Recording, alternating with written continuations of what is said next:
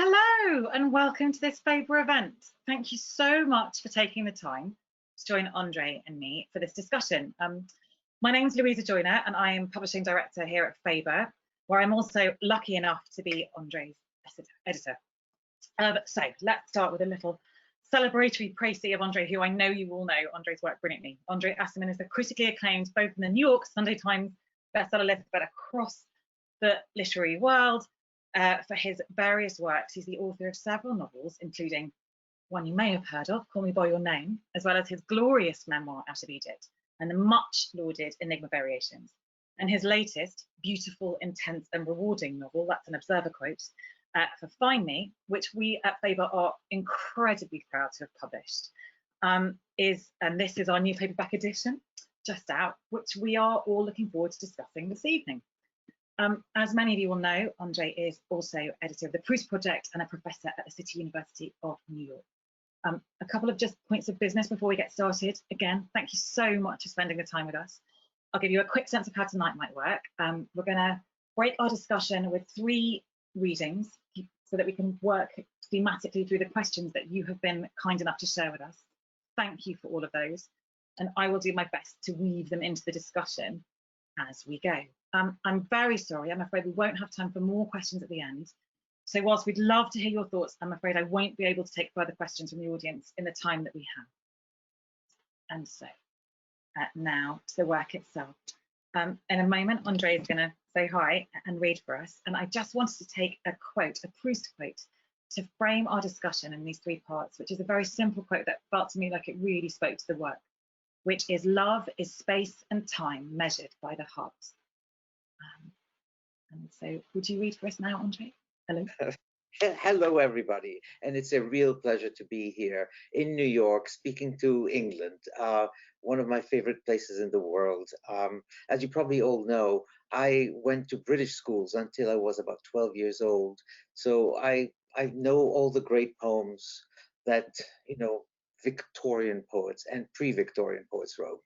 I'm not very good on modernist stuff, but anyway, the Proust quotation is absolutely beautiful because it's a very difficult one to translate and to explain, but it means that basically when it comes to our sentimental life, to the life of the senses, but also to the life of meaning, because sensible in French means everything. It means both sensitive and sensible. When the heart wants to make sense of how it has felt, it has only 2 sort of coordinates to go by, those of place and those of time. And basically, the heart is incapable of understanding something else without thinking of time, particularly time, because time also tells you one thing that we don't like to think of. How long will love last? And how long ago did love happen? And what happened to it when it no longer existed? I mean, this is just a preamble to the conversation we can have. But I mean, love is one of those things that I am no longer able to define what love is, because every time I'm asked that question, I give a different answer. And it's sometimes it's totally contradictory to the answer I gave the other time. Because I can't make sense of it. I don't understand it. Sometimes I think that we don't know why we want other people, and sometimes we desperately want people. Sometimes we don't even want to want them, but we do. So it's always contradictory. But this is just the preamble. So, I feel like that's a sigh on behalf of all of our audience out there who are, I think, joining us from around the world and not just from England. Oh, wow. It's just such a joy to be in your company, Andre. The problem's going to be that we will all want to stay here for a really long time. I will bore you eventually. Trust me, I will. I'm prepared to take that risk. So would you start with a reading for us? I think that'd be a gorgeous place to start. This is a longish one. But I think it speaks to exactly what you were just talking about and these ideas about. I will read it. Bear with me, of course. This is about an old man who is literally he's not in his deathbed, but he's about to die. He knows it. His daughter knows it. And what he does in his spare time is he edits dissertations because it keeps him busy. And so here he is discussing one of the dissertations he's working with. And he says, it's a very abstract dissertation about time. It starts with a story, or a parable, as he likes to call it, of a young American World War II pilot. He was married to his high school sweetheart in the small town where they grew up. They spent about 2 weeks together in her parents' home before he was shipped off. A year and a day later, his plane was shot down in Germany. His young wife received a letter telling her that he was presumed dead. There was no evidence of a crash, nor has his remains been found. Not long afterwards, his bride enrolled in a college where she eventually met a war veteran who looked like her husband. They were married and had 5 daughters. She died about a decade ago. A few years later, after his death, of course, and hers as well, the site of the crash was located, and her first husband's dog tag and remains were finally recovered and confirmed through DNA match with a very distant cousin who had never even heard of the pilot or of his wife. Still, the cousin agreed to be tested. The sad part is that by the time the fragments of his body were shipped back to his hometown for proper burial, his wife, both her parents, the pilot's own parents, and all their siblings had died. He had no one left, no family to remember, much less to mourn for him. His wife herself had never mentioned him to her daughters. To me, he goes on to say, it proves that life and time are not in sync. It's as if time was all wrong and the wife's life was lived on the wrong bank of the river, or worse yet, on 2 banks, where neither being the right one. None of us may want to claim to live life on 2 parallel lanes, but all have many lives, one tucked beneath or right alongside the other. Some lives wait their turn because they haven't been lived yet, while others die out before they've been lived out, and some are waiting to be relived because they haven't been lived enough. Basically, we don't know how to think of time because time is just a wobbly, unreliable metaphor for how we think about life. Because ultimately, it isn't time that is wrong for us, or we for life. It may be life itself that is wrong. This is, by the way, this is a true story. It was mailed to me by a fan about 10 years ago about the story of a pilot, and he thought I might like it. So I incorporated it because it made sense to me. And eventually, somebody from the War Department in the States wrote to me and said, could you give me more facts? Because we think we know who that is. And so we had a whole correspondence going on. So this story that was not fictitious, of course, I incorporated it. And because I think it tells us that, you may be dead and yet your remains have reappeared again, which brings back to me a quotation, and I'll shut up in a moment, by George Eliot. Our dead are never dead to us until we have forgotten them. In other words, you don't really die until you are forgotten. And one thing that we all know is that we don't want to be forgotten by our descendants, because then we become this horrible word, extinct, which is it's a curse to be extinct. It's as if you've never lived on Earth. Anyway. Right. I mean, I think that's fascinating. And there's a book which has that quote as epigraph by an Indian writer called Raghu Karnad, who wrote about his family's life being lost twice because his parents and uncles lost their lives in the war, and then the Indian role in the war was erased from sort of Oh yes.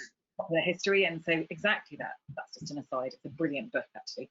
But it also speaks to the work, and I think something that people are so deeply passionate about, and we'll come on to in the questions, which is, the characters in Call Me by Your Name living on, wanting to revisit this idea of conversation, but time as both being possible in the future as anticipation and as nostalgia, bending it and playing with it seems to really interest you in your work. Is it something you?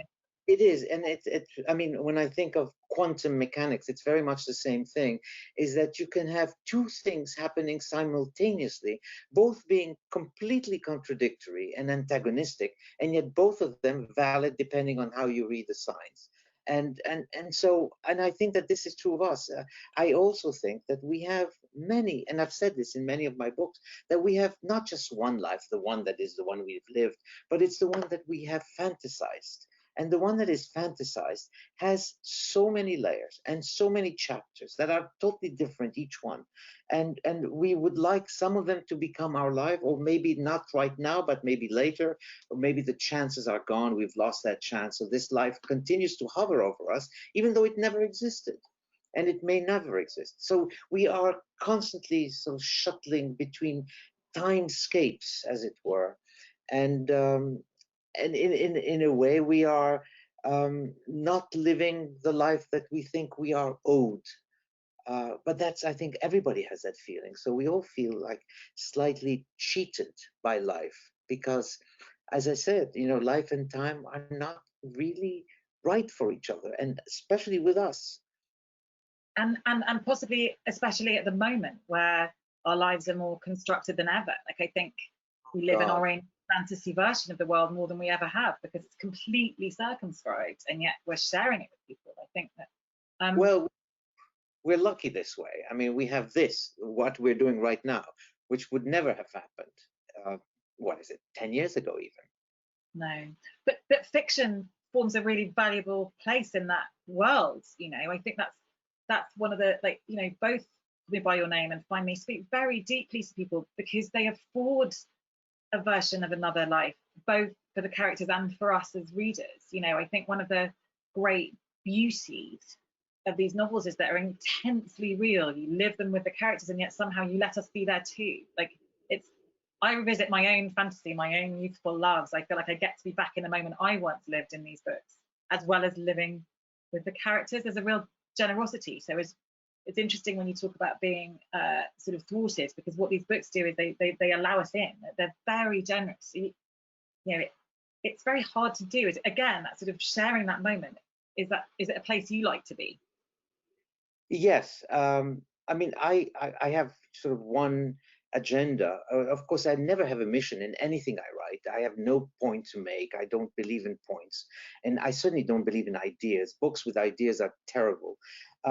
What I do believe, however, is that I want to open up and tell you my dirtiest secrets, my most embarrassing moments, because I know, and that's not really a risk I'm taking, because I know that you've done the same thing. So I feel very safe in doing so. It's not my boldness. It's just that I know that as much effrontery as I have, nevertheless, you have the same one. So I'm speaking for you. And one of the things I've noticed about my books, particularly Find Me and Call Me by Your Name, I've noticed that a lot of people write to me. I mean, people write to me every day. And there are three categories. There are the people who are now in their very old age, who recall the loves that they had or the loves that they could have had and never had. And that's what my books bring to. So it makes them very nostalgic. And at the same time, they're very happy that they've encountered this life as if they've lived it. Then there Mm-hmm. are people far too young and read them and feel that this is what I want my love to be when I will be old enough to fall in love, or at least to have a relationship with someone. So you have both poles. And then you have the people in between, of course, who say, I have a partner now and we're very happy, but I remember my first partner, and so on. So you touch on everybody, and there's a touch of sorrow in each one.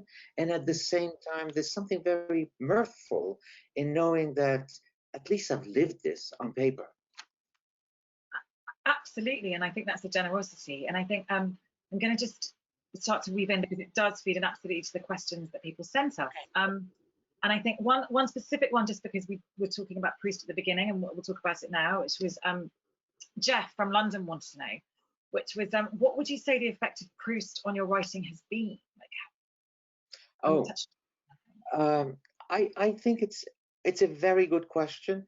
I read Proust the first time when I was 14, and I didn't read all of it. I just read enough to know that I should stop reading because he was talking about me, of course. But I didn't understand why is it that a good writer does precisely that trick.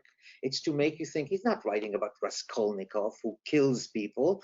He's writing about you disguised as Raskolnikov. And that is one thing I found about Proust, is that he was really writing about me. And so I said, I can't read this. It's too close. So, but I did read it when I was in my late teens, and it had a profound effect because by then I had read enough, and I knew that there is something magical about confession when it's done right, and something magical about writing in a style that approximates music. In other words, a style that has cadence that is long enough. The sentences don't have to be clipped, sort of Hemingway style. They have to be long enough so that you can have many insights within that one sort of wonderful sort of cornucopia of ideas, and it's called the sentence. And so and it has to have a rhythm, and it has to have a cadence, and it has to have a particular beauty, so that when you put this whole thing together, you have something that is enchanting if you are capable of it. I'm not always enchanting, but I try to be, because it enchants me. If I can't enchant myself, how can I do it for you? The music does it for me. So it's very important. So that's what Proust taught me, if anything, is that the style is ultimately it. If you don't want to talk about style, and you want to talk about characters, you want to talk about themes, you even want to talk about memory, that's not what Proust is to me. It is basically style and music and the search for beauty in form. Just the form has to be perfect. If you can, I mean, we don't all succeed. He did.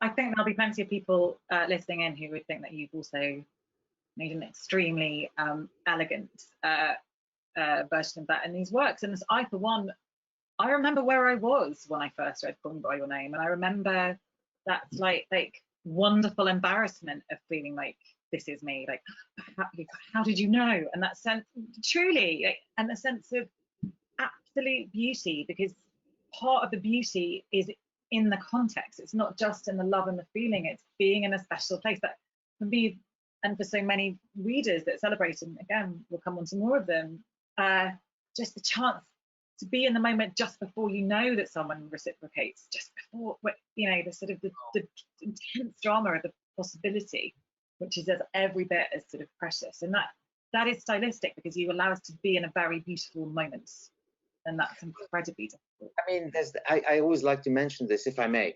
The scene where Elio tells Oliver that he has feelings for him. He doesn't tell him that. He actually says absolutely nothing. It's just that Oliver understands what he's really saying to him. And that was the most difficult thing for me to write in a book that was very easy to write. It was because I didn't want him to say, I have love for you, I have feelings for you, Oliver. I didn't want that. I wanted him to feel kind of have a difficulty in expressing himself, and didn't want to sort of take a stand. So he was already planning to withdraw when he made that confession, which is what happens to all of us when we are telling someone how we feel for them before we know that it's okay to do so. Sometimes we hope that they will respond positively, but if we feel that it's dangerous ground, we just say enough and withdraw right away. Mm-hmm. Absolutely. Right. Let me ask the next question, just because I'm conscious that I want to make sure I let as many people be with can possibly be. This is a question really about the architecture of the work. When you set out to write a novel, do you have an architecture in mind? And Daniel in New York put this rather beautifully when he asks how Find Me found you.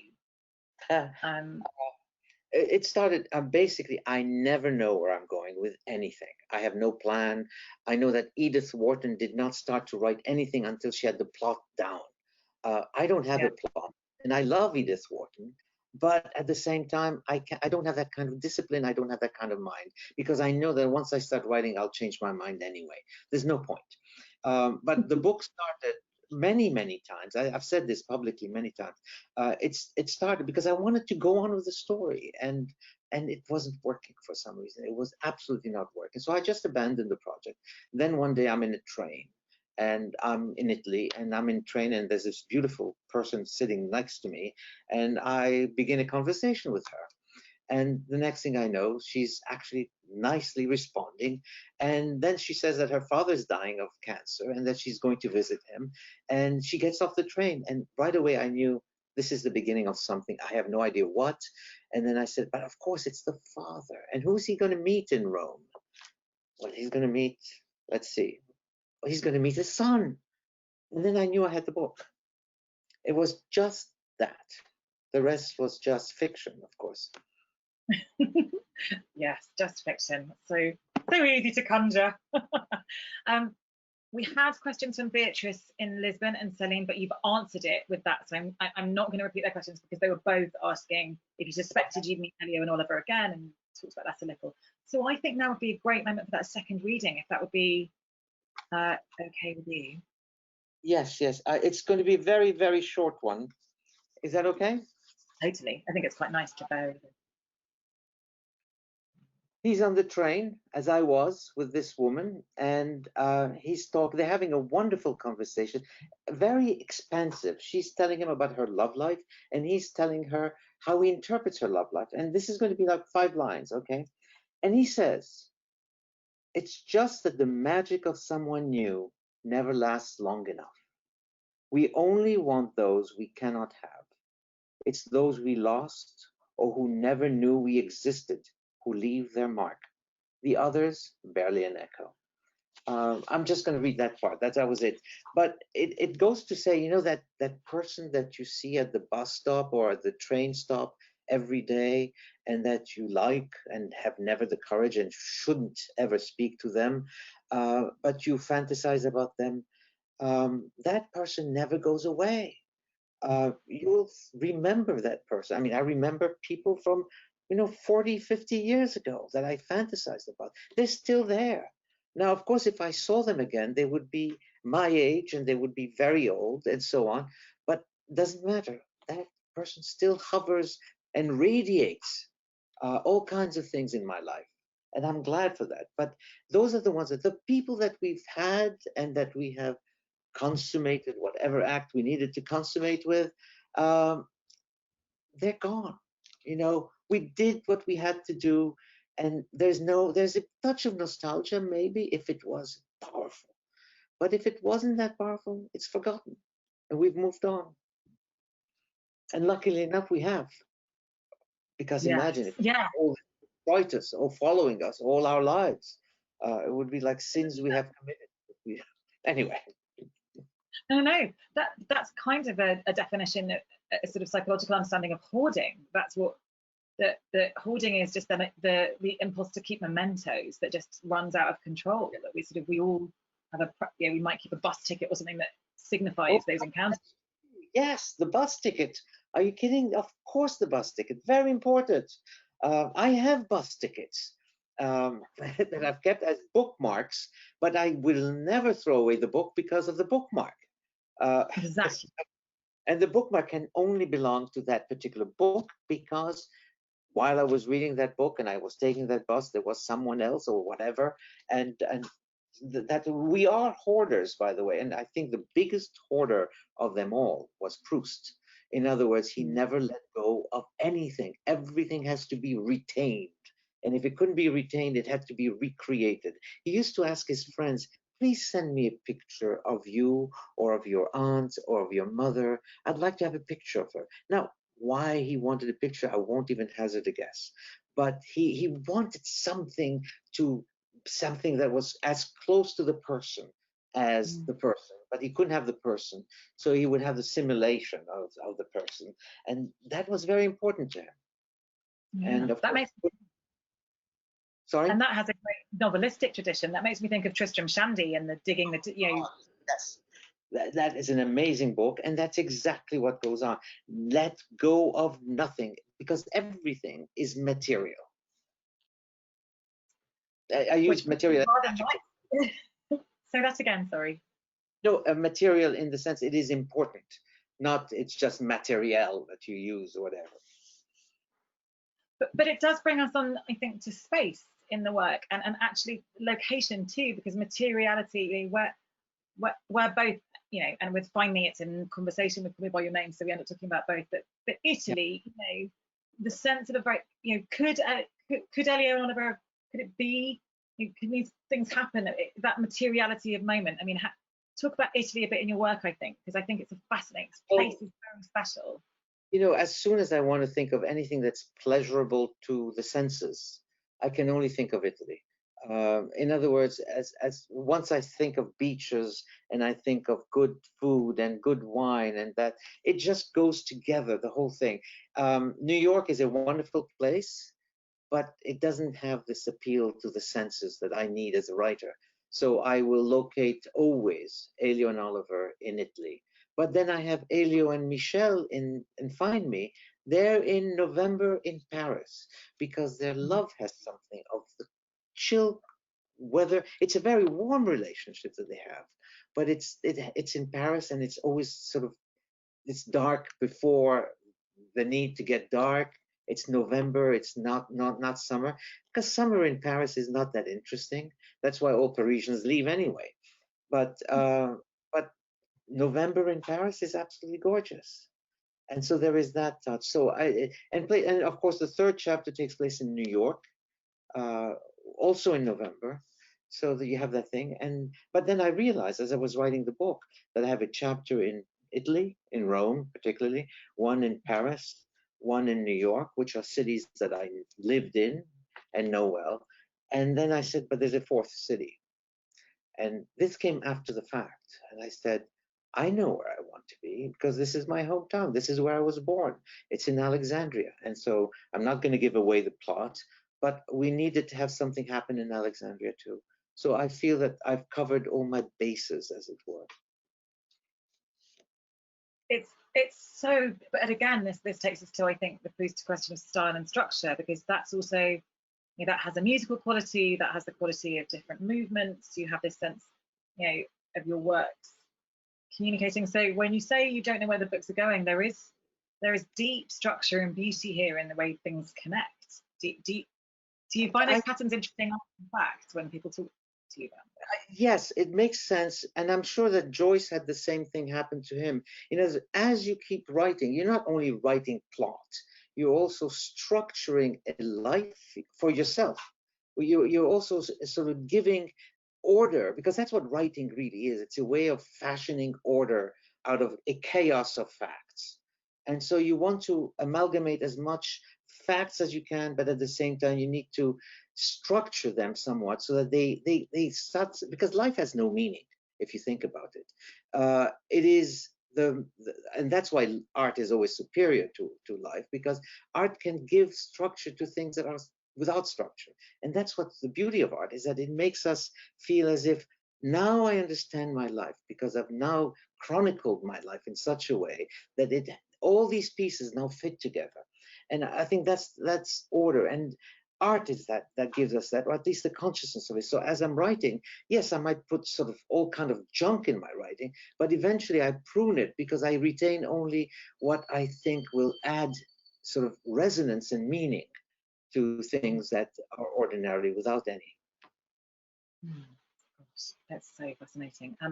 Lisa from London asked a question, which I think is really pertinent here. But she wanted to know whether you think COVID does or will alter our notions of love, like the way that we're being, I guess, which is about how we're being forced to interact, and how, particularly, I guess, for the young who are forming their ideas about romantic love. Well, I think that it's going to have two very, very sort of contradictory effects. On one hand, we're going to have people who are exceptionally cautious and basically very almost like cold with each other. And they're going to have to articulate more than they need to articulate what their bodies need, for example, and how they're going to be careful. Embracing someone is going to become a gesture of almost probable danger. You don't know, because I can't embrace anybody any longer. I probably will be very cautious, even if we're all vaccinated and it's become all safe. I feel that we are sort of treading on sort of dangerous territory. On the other hand, COVID has made us desperate. So we need human contact. We need to be together. Being with a screen between us, as I am with my students, they need to see my verbalized my body language and so on, and that's how I react to them. So there's a kind of desperate need to be intimate very, very fast, because who knows what's coming at us afterwards, even if we are vaccinated or it's safe. And we're wearing masks all the time. And how long will we wear masks? So we have distance, and at the same time, a desperate desire to get rid of all the distance because we have so many things we want to do together. Mm. So I don't know what the answer to the question is because it goes both directions. No, but it is such a, that idea of urgency and fear though, and how that feeds into love, I think is really, really interesting. And I think that is, I wouldn't want to speak for Lisa, but it's a very interesting question. There's a very interesting piece of right at the beginning of the COVID crisis here about how it's going to change behaviour in the same way that understanding cholera in relation to water did. It basically fundamentally changed our interactions. And I think in terms of the work and fiction and what we look for in it, you know, there's never been a time where people, like, the joy of escaping into a novel has become a much more literal thing, I think, for people. So I wonder if people are talking about notions of love in fiction and writing as well as in our interactions. Well, I think that people, if they, I mean, think of all these people who are not able to even visit each other because there's public transportation and you don't want to take a cab because a cab is automatically also not that safe. So you cannot visit the person that you're in love with. And so, yes, you read about love in a book and it feels like, oh God, why can't I have this now? Why do I have to wait? And this love and patience do not work together very well. And in fact, we don't want to be patient when we're in love. We want to be with the other person. I've read an article, very interesting article in the New York Times about people who are basically not able to meet and are in love or are starting to get in love because they're falling in love with each other on the web, as it were. And so they want to meet, but they cannot meet because they're in different cities, say. Or there's the opposite, people who are living together but who are have broken up, but they cannot separate. So they're stuck together. So you have all kinds of weird combinations going on. It's going to leave a huge impact on probably on the novelistic tradition as well. I mean, when you had cell phones, everybody was writing about cell phones because it's nice, it's immediate, it's quick, whatever it is. Now we're going to have books about with people who have cell phones, but they also have COVID. So that's something they have to worry about. So it's going to change everything. No writer can write without COVID in mind. I mean, it becomes almost an irresponsible act. That's really interesting. And I was talking to another novelist recently who also said it just in terms of where you set a novel, it's going to be pre or post because you can't at the moment until we get further on, which I thought was quite interesting. Yeah, how interesting. This is a rather different question because we're going to move on in a minute, and I'm going to ask if you wouldn't mind reading for us again. But Eliza in Oxford had a very specific question about Call Me by Your Name,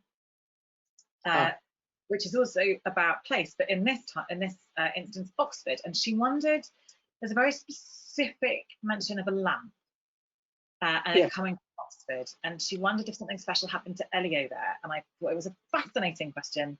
And as an editor, I think, oh yes, I'd love to know what the answer to that is. So this was a moment in which I don't really like Tolstoy very much, but it was a Tolstoy moment. And as he's thinking of the room that he belongs to him, actually, in that room, he has a lamp. And so I wanted him to not just look at the lamp, but to let the lamp sort of mean something to the reader and to him as well. So it reminds him of a wonderful moment he had with his father when his father was visiting Oxford, and he went with his father and they needed a lamp because there wasn't enough light in the hotel. So they bought a cheap lamp in a 24-hour store, and eventually they took it with them to Italy. And that lamp is now in his bedroom where Oliver is staying. And all it does is it gives this silly lamp, which is probably made of plastic, it gives it a biography, and a biography that interfuses with himself and his own relationship, loving relationship with his father. And so he's trying to include Oliver as he's not saying all this, it's just there, but the reader sort of picked up something. And it's not even a sign or a symbol. I hate those things, but it radiates something. It radiates emotional meaning to Elio. It makes him feel safe in that room. because Right. his father is there. It reminds him of Oxford. He's there with Oliver, and so suddenly there's a kind of confluence of all these energies, and it's all done very sort of tacitly. So I wasn't going to do what Tolstoy does: says, "Hey, notice what this handbag is doing on the rail track," that sort of thing. But it has a sort of totemic quality. Yes, but I think that most of the things that we write about, even when we're not aware of it, resonate with exactly that kind of meaning that is seeking order. And sometimes you don't have to say anything, it's just there and you feel it. I mean, when Elio is in bed with Oliver in the afternoon and he smells the scent of coffee rising up from the kitchen, he knows he's at home, the way that he knows that the smell of, what is it called? That particular herb that you find in all the soaps in Italy, chamomile soap. And he basically, as soon as he smells chamomile, it tells him, I'm home, the sheets are nice, it feels nice, it's summer, I'm with Oliver, everything is perfect. And all that is sort of circumscribed in the scent of coffee or of chamomile or of the sort of the rosemary that comes off from the ground and rises up on a very hot afternoon. Gorgeous. Would you read for us again, Andre? Would you share a final reading, a third reading with us, and then we'll talk a little bit more? I know we're getting a bit tight on time, but this is a moment where what happens is that Elio has a relationship with Michel, who's basically twice his age. And Michel is they're both extremely honest and very lucid with each other.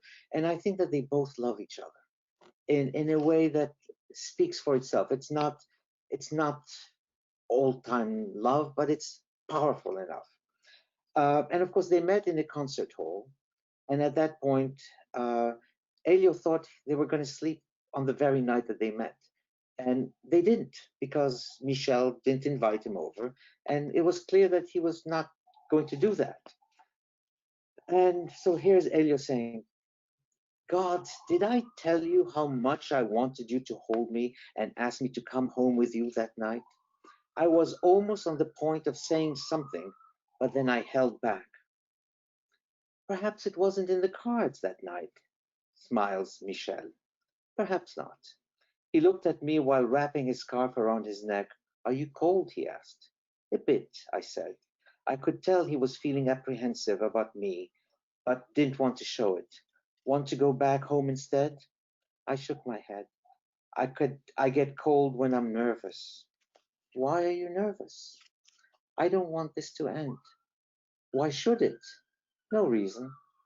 You are the one card I was almost cheated of, says Michel. This lifetime. Tonight it will be 4 weeks, and it could so easily not have happened at all. I need, but then he stopped. You need? I need another week, another month, another season, meaning another lifetime. Give me winter. Come spring, you'll fly away on music tour. Beneath all the layers we uncovered today, I know there is one person for you, and I don't believe it's me. I did not say anything. He smiled wistfully. The marriage canard, referring to somebody he knew before that got married. Then he balked for a moment, and I heard his voice tighten. The one thing I want in this life is for you to find happiness. The rest, he couldn't finish his sentence. He shook his head to mean the rest didn't matter. So. thank you.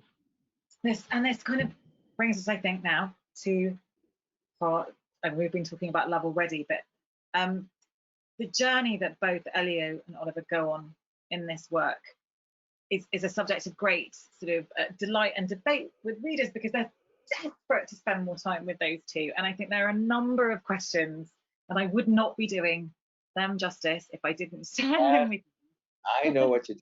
Okay. You might know where this is going. I mean, yeah. But I think it's just testament to that passionate connection that we were talking about earlier, the bus ticket. That you've done something really powerful, and you are now, this has resonated with readers to such a huge degree. And so Neil in Hastings has a question, which is definitely totemic too, which is why were the characters Oliver and Elio hardly in Find Me? I know you didn't want to write another Call Me by Your Name, but these were the characters everyone wants to read about. And I know at the end of Call Me by Your Name, you write How They Meet Again in Future, but could you have elaborated on one of those more? Oh, yes, of course. I could have gone in all kinds of directions. One can always do things, but actually, I was interested in the father, particularly the father, and I wanted to know what kind of a man would give such a speech to his son, and what has he become, and who was he really all along? And this is something that I wanted to explore. And so I became fascinated by the father. And then I became fascinated by Elio, who's now in his early 30s. So we're talking about someone who is no longer the 17-year-old kid. He's in his 30s, and therefore he has different emotions, different aptitudes. He's now a musician. He's going to become quite famous. And he meets this older man who essentially moves him to have a relationship with him. But he knows that there's something else in his life that doesn't is not going away. And I think that Oliver also in his chapter feels that there's something in his life that's not disappearing as quickly as he might have wished once upon a time, until he realizes that this is probably the one thing that is the most important for him, and he doesn't know what to do. And I think that these are different characters. I could have elaborated a reunion for longer, but somehow it did not move me. I can only write about what moves me. If it doesn't move me, then it feels I'm writing fan fiction, and that's the last thing I want to do. Um, so I went where my pen took me. If it wasn't going to take me there, then I didn't go. I was very happy with this because it was just enough to give enough information without sort of beating it to death. Well, and, and it speaks to something you were talking about, equality in terms of Proust, really about not letting go, which is really about intensity, which is that part of the intensity of the moment comes from it not being dissipated over a longer period of time. It would have. I mean, the way I described it, and I've said this quite a few times, is that the only thing, if you have two people who are so in love with each other, and if ever they get together again, they will either they will have a crisis together, because plot only operates when there is crisis. If they've resolved all the crises and they're happy ever after, there's nothing to say. So I didn't want to go into, and I didn't want to describe, what their day-to-day life was going to be like, because then it becomes a form of drudgery. Jane Austen never wrote about what happens to people after they get married. She leads up to the marriage. Then it's their troubles that take over. Who knows what will happen? And I didn't want to examine the troubles, and I didn't want to even give it any kind of closure. Let's stay with what we know, and there's just enough information. And I didn't want to go for, and I wasn't excited. If you can't write something that thrills you, the reader will know it right away. No, well, that's brilliant advice for anyone thinking about writing. Yeah, absolutely. I mean, it makes total sense. I think it's a testament of the quality and wonder of the books that they engender. That desperate love of wanting more is just really great. Novels make you feel like the characters are feeling, and that sense of always wanting a little more. It may not be possible. It's a kind of wonderful thing. And what you're saying, absolutely, it speaks to like the Cordelia question, doesn't it? Really, that sort of sense. What is the Cordelia moment? I forget now. The Cordelia question is just that perfection. If you render, yes. Oh yes, I know what you mean. Yes, yeah. Perfect. So exactly that. If you try to spend, Cordelia has to be kills herself basically. Well, she can't appear on stage, because how do you render something? She'd just be really irritating if she. Right. That's right.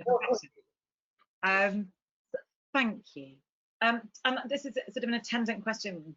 When did you feel that sheer weight of feeling for these characters from your readers? And do you think it affected your relationship to them when you returned to them? Like, did you have to could you put that all away? Because it has. You have to. I mean, a lot of people tell me, I mean, I've asked the question a million times because everybody's seen the film, and they all say, "Has the film affected your writing when you picked up Elio and Oliver?" And I said, "No, because they're totally different characters by that point. I mean, they emotionally. I think that we are all arrested emotionally in our early teens, but that's a different issue. But basically, one is a college professor already on sabbatical. The other one is a pianist already going on world tour. They're different individuals with different desires and probably different inhibitions too. I always like to say that the more we grow up, the more inhibited we become, even though we have more experience, which would mean we're not inhibited. It's the other way around. So I think that they are different characters, and the film has what the one thing that did not happen is that I couldn't think of the visual aspect of the house or the visual aspect of the characters themselves. You know, Timothy and Army Hammer. I just didn't want them in my screen, as it were, and they weren't there. So because as you're writing, you're going again into that different imaginary dimension, which is where you're really living as a writer. This is where you have it. I mean, I live in New York, but I'm really most of the time in my imaginary Italy. Mm. I wish I was there more, to be honest. One final question, very elegantly set up by that discussion, from Antonello in Palermo, who Oh, lovely asked, city. right, another place I'd rather be right now. Which he asked, was your relatively limited involvement in the visual adaptation, as which you just referred to, a rewarding experience, and would you be interested in getting more involved if Find Me turned into a film? No, because I mean, I would love to think I wanted to, but anybody who listens to me and listens to what my opinion is are going to feel, what is this idiot saying? You know, I felt that when I met Luca Guadagnino the first time, he said, you know, we're going to cut down the scene in Rome because there was a whole chapter set in Rome. And he said, we're not going to do that. And I said, oh, that's fine. I said, how much are you going to limit it? We're going to limit it quite a bit. Eventually, he confessed, we're not going to have it in Rome at all. I said, fine. You know, in point of fact, it was a brilliant decision. It gave the film the kind of shape and intensity it needed to have. And it's something that I could never have come up with. No. I'm not filmic in that respect. So I don't understand anything, and they shouldn't listen to me if even they asked. I will tell them what my opinion is, but I don't think they should take it seriously. Well, I have had the most glorious hour talking with you, and I hope so much that the listeners have enjoyed it as much as I have. It's fascinating and joyous and transporting to hear you talk. It's just a little more time with you in the work is a deep pleasure. Thank you so much for Oh, joining. yeah, thank you so much to you too. It's amazing that we meet this way, but the last time we met was in a restaurant. Let's hope it happens again soon. Here's to that. Thank you again, and thank you so much for joining us. And thank you everyone who's there, out there, watching my disgusting room in all its mess. But goodbye, Excellent. everybody. Okay, thank you and bye. Thank you.